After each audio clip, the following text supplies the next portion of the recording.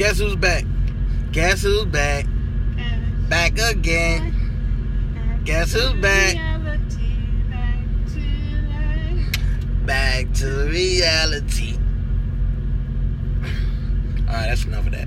You are now watching the Joe and Fifi TV show. Yeah, we're back. Alright, so this video is going to be a quick video just talking about driver courtesy. Yes, driver courtesy. I could make a video about 1,000 things right now, but I want to talk about driver courtesy. And the reason why I want to talk about driver courtesy is because... Let's talk about it. Alright. Let me get professional. You know. As a driver, as a professional truck driver, it is our job, our duty, our lifestyle. It is our position in life to protect the motoring public from themselves. Not just protect ourselves from other truck drivers, but from everyone on the road. It's our job. And I'll tell you why it's your job to protect everyone else on the road.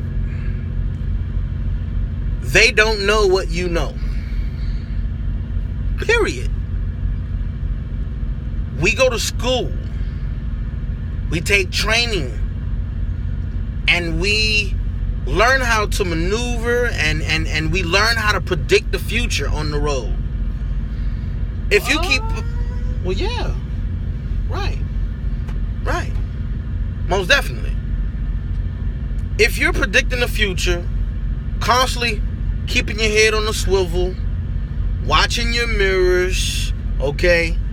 Keeping your following distance, knowing what's around your truck at all times, you have more control around you than anybody else. Not saying that idiots won't do idiotic things, but it is your job to, if a driver needs to get in front of you, just let him over. Just saying. Versus you being the guy who said, oh no, you're not getting in front of me. I've been right here the whole time. Nope, not gonna happen.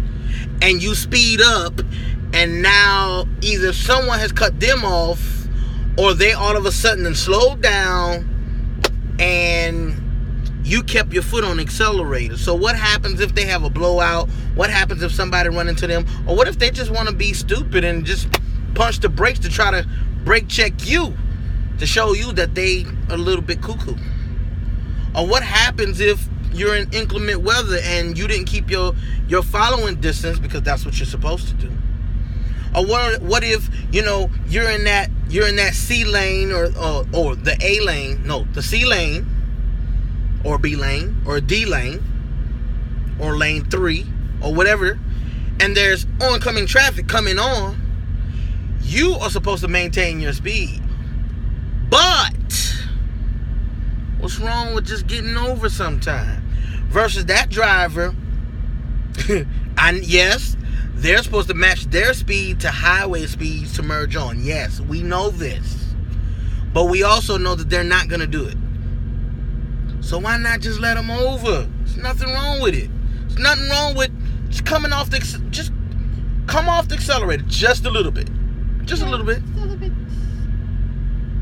Just let them on in. Now you've avoided that driver driving in the grass, driving on the median. Now they're pissed. Now they want to get behind you, get your 1-800 number. Now they want to call on you and say, oh, your driver ran me off the road. Oh, your driver hit my mirror. Oh, your driver did this, that, and the third. Your driver done cussed me out and point their middle finger. Zoop, zoop, zoop, zoop, zoop, zoop, zoop, zoop, zoop, zoop, zoop. There's a whole bunch of things that can happen when a four-wheeler get angry. Oh, and this does not disinclude you truck drivers. They got your truck drivers out there who get angry for about nothing. Just because hey, listen, guess what? If you're not a Stephen transport driver, you might know this. Most of us only do 62 miles an hour. Hey, it's out of our control. We can't do nothing about that. Okay? So if we're driving a little bit slow for you, there's a thing called, ready for it? Get yourself over. What she just said? I was gonna say something else. I did. I really thought you were gonna say something else. I thought what you was about to say was gonna be really prolific. But yeah, get your blinker, get on out the lane, and go around. No harm, no foul. Most of you truck drivers that know Stevens, you know we only do 62 miles an hour. And for you other guys who are already governed at 62 miles an hour, let's talk about switching, passing each other up. If you got two trucks that can only do 62 miles an hour, somebody got to let off the accelerator. I'm just saying. Have you ever went down the road and seen two trucks doing this? That is dumb. That is so stupid. Man, just let the truck go, man. You're doing 62 miles an hour. There's nothing wrong with doing 61 just to clear the traffic. That's all I'm just saying. I mean, you know. You're less angry because this driver won't let you over. You get behind them. You slow down. You get your following distance. Okay? Maybe in a few miles, once they see you really want, maybe they'll let you around them so you can go faster than them by that 1 mile. Or maybe they'll stop at a rest area and you don't have to play tic-tac with them no more. Just saying. Truck stops. Oh my goodness. Fifi. Sure. What do we say about truck drivers that drive 50 miles an hour in the truck stop? Why are you driving so fast? Slow down. What for? What you driving so fast for? Like that guy, we were in Arizona, and he comes doing 50 miles around the corner. This guy, we was in the truck stop. Trying to get a parking spot. I forgot where we were, but it's just a couple of days ago. We were parked. And there's this guy who felt the need to come around. He came out the fuel island, shot up around the other end of the parking lot, and he turned now he's already driving fast.